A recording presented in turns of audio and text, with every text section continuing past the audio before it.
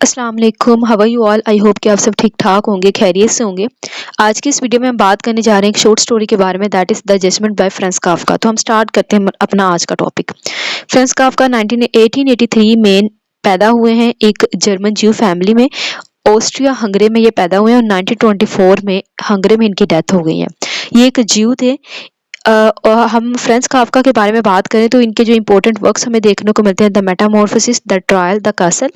Franz Kafka जब उनकी death हुई तो उन्होंने कहा था कि इनके जो वर्क्स हैं ना, यानी जो इनके वर्क्स रह चुके हैं उन्हें पब्लिश ना करवाया जाए, ठीक है। इवन कि उन्होंने ये कहा था कि उनके राइटिंग्स को डिस्ट्रॉय करवा दिया जाए, ठीक है, डिस्ट्रॉय कर दिया जाए। लेकिन उनके फ्रेंड मैक्स ब्रूड ने बाद में इनके वर्क्स को पब्लिश भी करवाया था, ठीक है। और हम देखते हैं जो आज हमने शॉर्ट स्टोरी पढ़नी है द जजमेंट, उसको भी मैक्स ब्रूड ने ही पब्लिश करवाया था।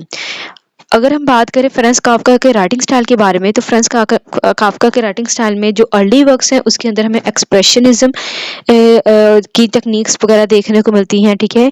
और लेटर वर्क्स में हम देखते हैं उसके अंदर हमें एग्जिस्टेंशलिस्टिक आइडियाज़ देखने को मिलते हैं, क्योंकि फ्रांज काफ्का बहुत ज़्यादा इंस्पायर्ड थे फ्रेडरिक नीचे से, ठीक है, जो फिलोसोफर रह चुके हैं एग्जिस्टेंशलिस्ट थ्योरी के, ठीक है।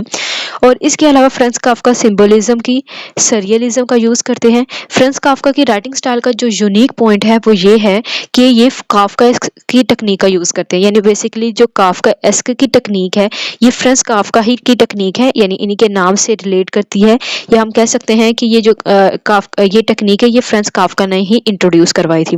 अब इस टेक्निक का क्या मतलब होता है, इस टेक्निक या इस टर्म के अंदर जो राइटर है वो डिस्क्राइब करता है the situation that is surreal, absurd, disorienting, और इसके अलावा सेंसलेस कॉम्प्लेक्सिटीज, एलियनेशन, पावरलेसनेस, ठीक है, और इंडिविजुअल एंग्जाइटी एंड अब्सर्डिटी। ऐसे पॉइंट्स को या ऐसे सिचुएशंस को हाईलाइट किया जाता है इस टेक्निक में। और ये एक यूनिक पॉइंट है काफ्का की टेक्निक, फ्रांज काफ्का की राइटिंग स्टाइल का, तो आप इसको याद रखिएगा, ठीक है। इसके अलावा इंडिविजुअल स्ट्रगल हमें देखने को मिलती है फॉर हिज आइडेंटिटी, और इसके अलावा वो ये भी दिखाते हैं कि इंडिविजुअल की स्ट्रगल है against the oppressive nature of the system of society, ठीक है। मॉडर्न थीम्स यूज़ करते हैं अपने वर्क्स के अंदर, सिंबलिज्म का यूज़ करते हैं, सिंपल लैंग्वेज यूज़ करते हैं अपने वर्क्स में, और इंट्रोस्पेक्टिव पर्सपेक्टिव्स में भी हमें इनकी राइटिंग्स देखने को मिलती है। फ्रांज काफ्का की राइटिंग में हमें जो मेन कैरेक्टर होता है उसकी स्ट्रगल भी देखने को मिलती है, और एट द सेम टाइम वो रिलेशंस को भी हाईलाइट करते हैं, ठीक है। तो अब हम स्टार्ट करते हैं अपनी शॉर्ट स्टोरी द जजमेंट।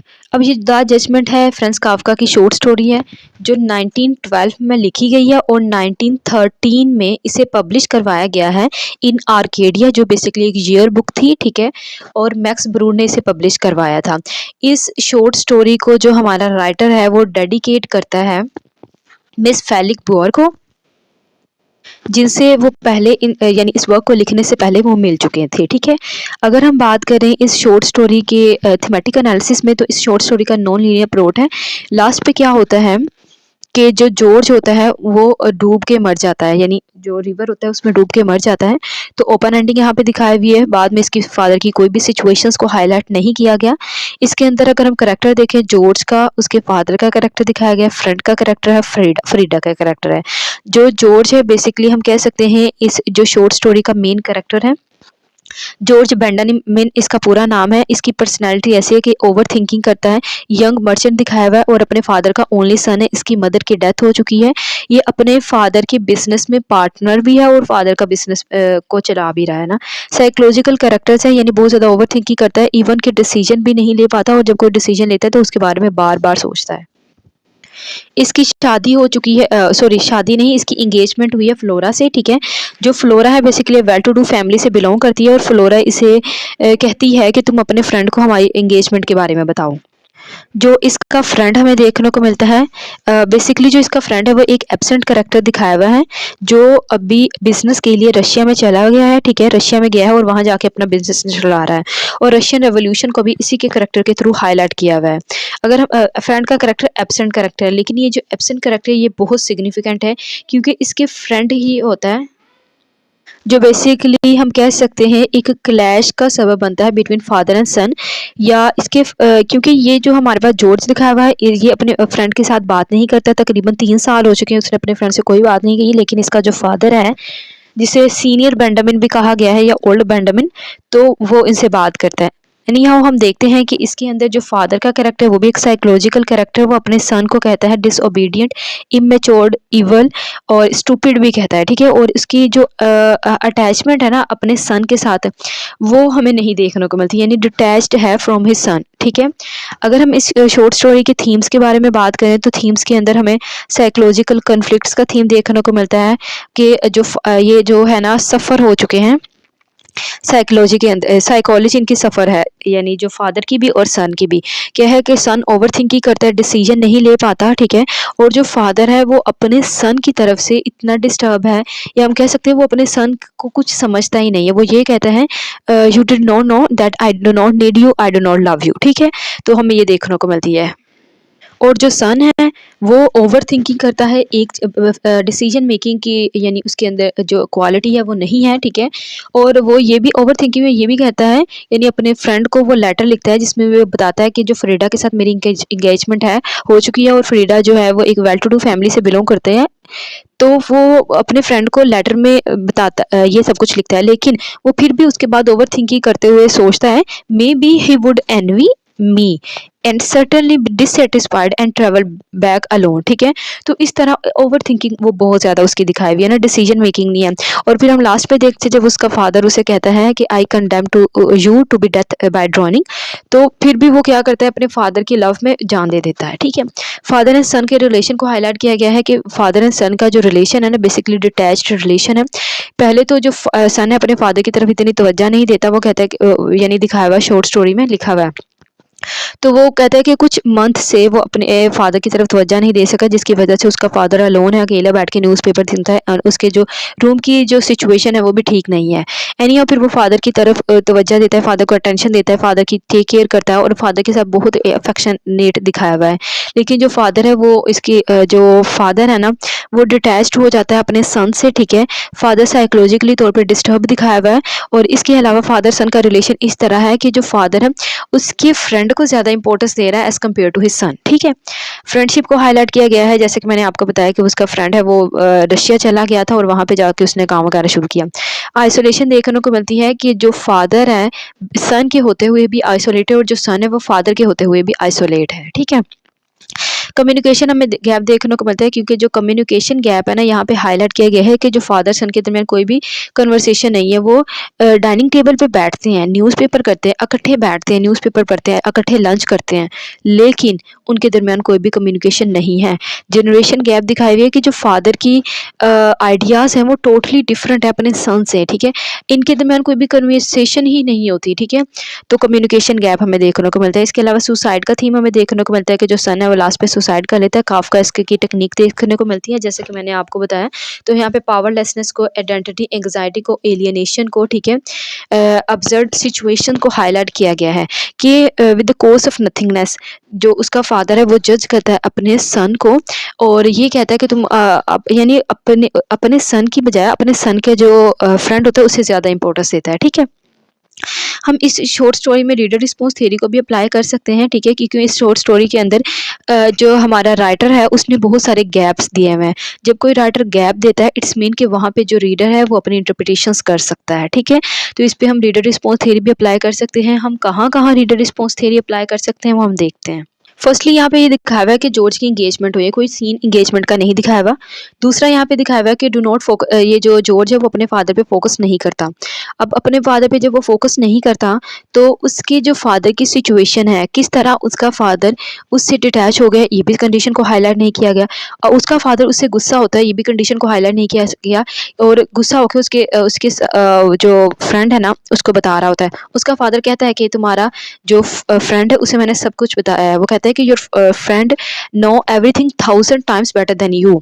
लेकिन हमें ये नहीं दिखाया हुआ है कि वो किस तरह बताता है, बस ये है कि उसको कहता है मैंने उसे बता दिया, मैंने उसे बताया हुआ है, इस तरह, ठीक है। और फिर लास्ट पे भी हमें रीडर रिस्पॉन्स थ्योरी हम अप्लाई कर सकते हैं कि वो डूब गया, लेकिन ओपन एंडिंग है तो हम रीडर रिस्पॉन्स यहाँ पे थ्योरी अप्लाई कर सकते हैं। यहाँ पे रशियन रेवोल्यूशन को हाईलाइट किया गया है, जैसे मैंने आपको बताया कि उसका जो फ्रेंड है वो रशिया में जाता है, वहाँ पे काम करता है। और इसके अलावा जब इसका फादर कहता है कि मेरे पास ना अब इतनी जो जॉर्ज है वो अपने फादर को बताता है जब कि मैं अपना लेटर लिखने जा रहा हूँ अपने फ्रेंड को, तो जो फादर है वो एलियनेट फील करता है, या हम कह सकते हैं वो ना इग्नोरेंस शो करता है अपने सन से, अपने सन की तरफ, कि मैं तो तुम्हारे कोई फ्रेंड को जानता ही नहीं। और इवन कि वो ये भी कहता है कि मेरी ना जो मेमोरी बहुत ज़्यादा वीक हो गई है, ठीक है, इसलिए ये इतना पॉसिबल है मैं हर चीज़ याद रखूँ। और इसका सन उसे याद भी करवाता है कि मेरा फ्रेंड जो आपसे मिला करता था, जिसने आपको रशियन रेवोल्यूशन के बारे में बताया था, यहाँ पे एक कोट है कि मेरे फ्रेंड जिसने आपको रशियन रेवोल्यूशन के बारे में बताया एंड सो ऑन, तो आपको उसका भी याद नहीं। तो हमें यहाँ ये भी थीम देखने को मिलता है।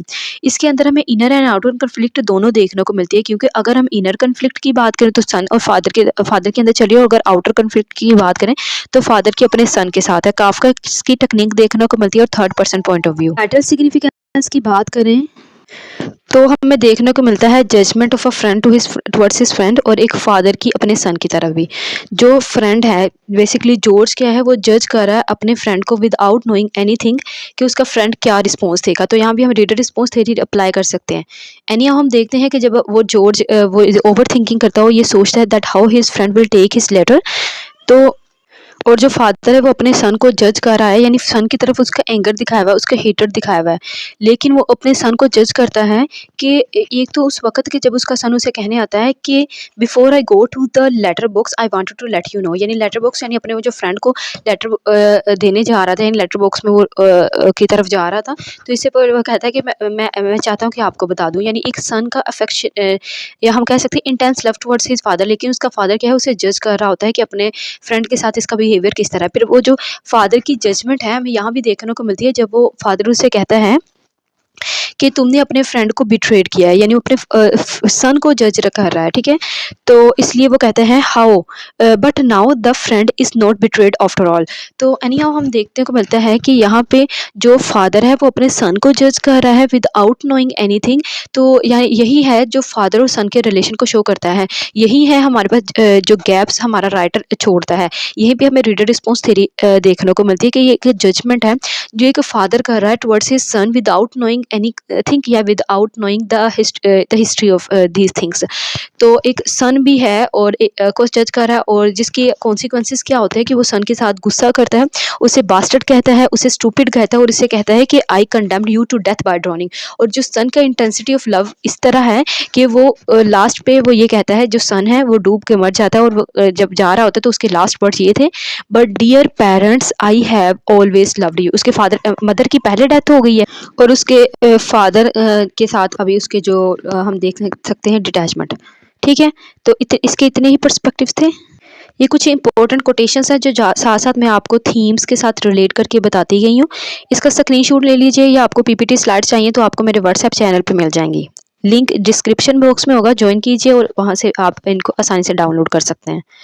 इसके अलावा अगर इसमें से कोई भी पॉइंट इसमें ऐड करना हो तो मैं अपने कमेंट बॉक्स में इसी वीडियो के कमेंट बॉक्स में पिन अप कर दूंगी, आप वहां से देख सकते हैं। और इसके अलावा आप कमेंट बॉक्स चेक कर लीजिए करें। एक तो ये कि अपना फीडबैक दे दिया करें, और दूसरे नंबर पे अगर कोई इन्फॉर्मेशन हुई तो आप वहाँ से मिल जाएगी। अगर इसके अलावा अगर कोई इन्फॉर्मेशन देनी हुई, अपना बहुत सारा ख्याल रखिएगा। मुझे भी, फ़लस्तीन के पीपल को भी जो इस वक्त जेनोसाइड फील कर रहे हैं, क्रुएलिटीज़ को फेस कर रहे हैं, जो होमलेस हो चुके हैं, ठीक है, डिस्प्लेसमेंट वो फील कर रहे हैं, तो वो फेस कर रहे हैं बेसिकली, तो उनका बहुत सारा ख्याल रखिएगा, अपना खास ख्याल रखिएगा। मुझे भी जो याद रखिएगा। अल्लाह हाफिज़।